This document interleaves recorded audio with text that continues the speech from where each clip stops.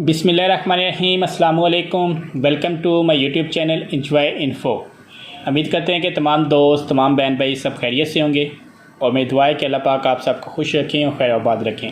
आज की वीडियो है कि आपके पास अगर आपके सिस्टम के अंदर ग्राफिक कार्ड लगा है या लैपटॉप के अंदर ग्राफिक कार्ड लगा है तो आपने उसकी मेमोरी को किस तरह चेक करना है, कौन सी कंपनी का लगा है, कितने GB या MB का लगा है, तो ये इस वीडियो के अंदर बताएंगे। सेकंड मैं आपको ये बताऊंगा कि अगर आपके पास ग्राफिक कार्ड लगा है और आपके पास ड्राइवर इंस्टॉल कर रहे हैं, कोई आपको मिस हो रहा है, ड्राइवर नहीं हो रहा, तो वो किस तरह आपने इसको ड्राइवर को डाउनलोड और इंस्टॉल करना है वो भी बताएंगे। और अगर कुछ ग्राफिक कार्ड जो कि आप डिसेबल या इनेबल करके अपना काम करना चाह रहे हैं, बाज़ का कुछ होता है कि हार्ड वर्क होता है और ग्राफिक कार्ड लोड ले रहा होता है सिस्टम के ऊपर, तो ग्राफिक कार्ड को किस तरह डिसेबल करेंगे ये सारा इस वीडियो के अंदर पता लगेगा आपको। तो वीडियो स्टार्ट करने से पहले चैनल पे जो न्यू है चैनल को सब्सक्राइब कर दें और बेल आइकन को प्रेस कर दें ताकि मेरे आने वाली हर वीडियो का नोटिफिकेशन ये आपको बर वक्त मिलता रहे। अभी चलते हैं जी अपनी वीडियो की तरफ। तो सबसे पहले आपने अपने डेस्कटॉप के ऊपर जहाँ पे आपने सिस्टम को रिफ़्रेश करते हैं, यहाँ पे राइट क्लिक करने के बाद आपने सिंपल डिस्प्ले सेटिंग पे आना है। यहाँ पे जब क्लिक करेंगे थोड़ा सा आप नीचे आएंगे तो आपके पास ऑप्शन आएगी एडवांस डिस्प्ले सेटिंग की, यहाँ पे आपने क्लिक कर देना है। इसके बाद आपके पास नीचे ऑप्शन होगी डिस्प्ले अडाप्टर प्रॉपर्टीज़, यहाँ पे क्लिक करें।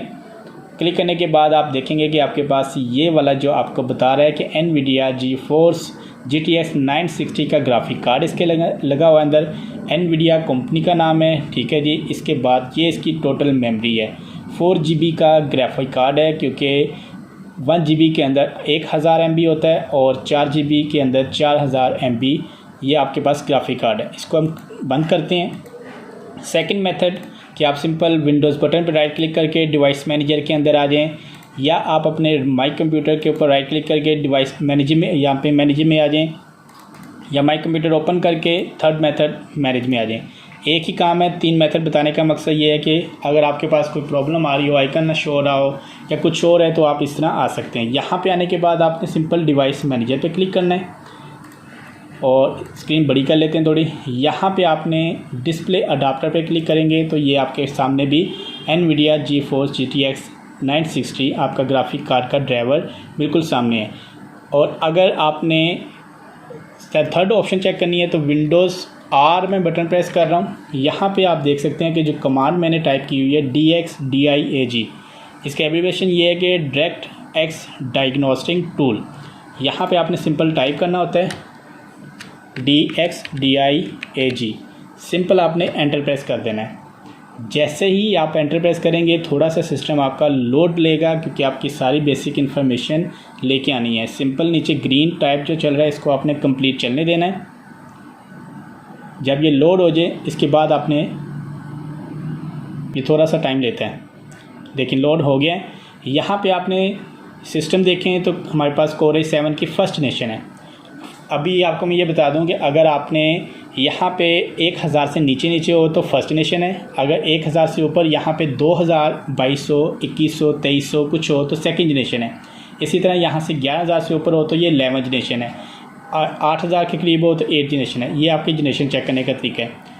12 GB रैम लगी हुई है, 4 GB के यहाँ पर मेरे पास 3 मॉड्यूल लगे हुए हैं, ठीक है जी।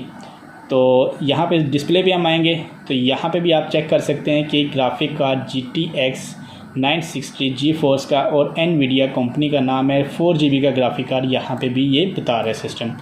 इसको हम एग्जिट कर देते हैं। अब मैंने आपको बताया था कि अगर आपके पास सिस्टम के ऊपर आप ग्राफिक कार्ड लगाया लेकिन डिस्प्ले ड्राइवर आपके पास नहीं हो रहे, आपके ग्राफिक कार्ड के ड्राइवर नहीं आपको मिल रहे, फर्स्ट मेथड ये है कि अगर आप डिवाइस मैनेजर में आ जाइए, राइट क्लिक करके मैनेज में आएंगे। यहाँ पे वैसे डिवाइस मैनेजर नीचे ओपन है, यहाँ पे क्लिक कर लेते हैं तो आपके पास डिवाइस मैनेजर में आने के बाद वही आपके पास डिस्प्ले अडाप्टर है। यहाँ पे अगर आपका ग्राफिक कार्ड का नेम या कुछ चीज़ नहीं शो हो रही हो तो जो भी आपके पास यहाँ पे आपका ग्राफिक कार्ड का शो हो रहा है जो आपका बिल्ट इन है, ठीक है, सिंपल आपने यहाँ पे अपडेट ड्राइवर पे क्लिक करेंगे।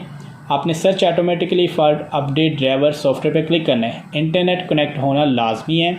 यहाँ पे आपने कनेक्ट करना है तो आपके पास सर्च करके वो ड्राइवर ले आएगा। जैसे यहाँ पे मैं ये सर्च कर रहा हूँ ऑनलाइन। वैसे तो इंस्टॉल है मेरे पास ड्राइवर, अगर आपके पास फर्स्ट अटैम्प्ट पे नहीं आते, जैसे आपने अपडेट पे क्लिक किया है, फर्स्ट अटैम्प्ट पे नहीं आए, आप फिर इस तरह बंद करें, सेकंड करें, थर्ड अटैम्प्ट करें, आपका ड्राइवर ये डाउनलोड हो जाएगा। अगर नहीं होता थ्री अटैम्प्ट के अंदर, तो फिर आपने क्या करना है कि आप सिंपल अपने राइट क्लिक करके सेटिंग में आएंगे, यहाँ पे विंडोज़ एंड सिक्योरिटी पे क्लिक करेंगे।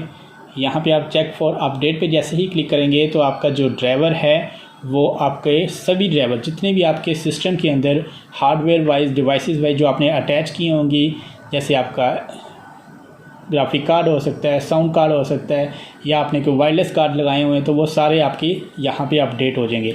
इसके बाद जैसे मैंने आपको बताया कि अगर आप सिस्टम यूज़ कर रहे हैं, कोई आपके पास फाइल है और आप चाहते हैं कि ग्राफिक कार्ड थोड़ा लोड ले रहा है सिस्टम के ऊपर, आपने रैम कम की है, कोई हार्डवेयर वाइज आपने कोई चीज़ छेड़ी है, जैसे रैम बाद का ख़राब हो सकती है, तो आप डिस्प्ले अडाप्टर को क्लोज़ करना चाहते हैं, डिसेबल करना चाहते हैं, तो सिंपल आप राइट क्लिक करके मैनेज में आएंगे। और कुछ पास का इस तरह भी होता है कि आपने अपने लैपटॉप के ड्राइवर्स को या आपके सिस्टम के ड्राइवर्स को आपने अपडेट किया है, लेकिन आपकी एलईडी या एलसीडी के साथ कंपैटिबल नहीं हुआ वो ड्राइवर, तो आपको डिस्प्ले का प्रॉब्लम आ गया, सामने स्क्रीन पे ब्लैक स्क्रीन है, सिस्टम ऑन है।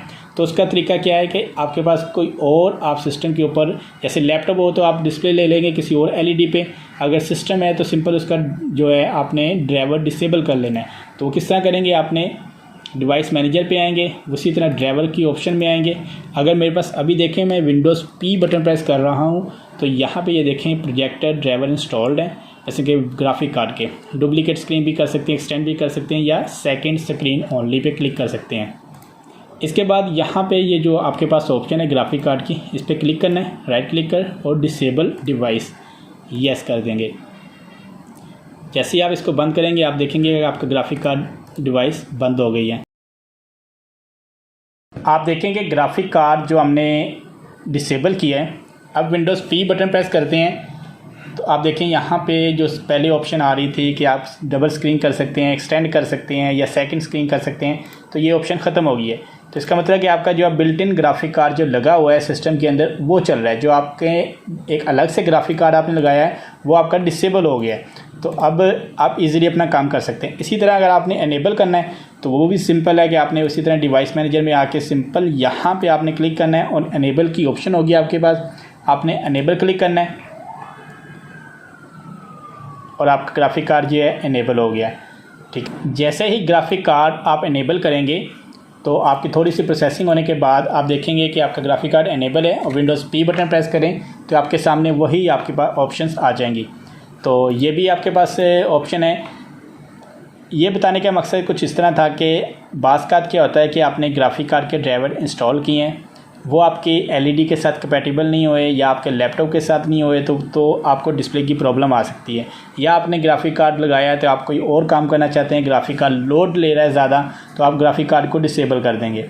तो मेरी ये वीडियो आपको पसंद आए तो वीडियो को लाइक कर दीजिएगा, चैनल को सब्सक्राइब कर दें और बेल आइकन को प्रेस कर दें ताकि मेरे आने वाली हर वीडियो का नोटिफिकेशन जो आपको बर वक्त मिलता रहे।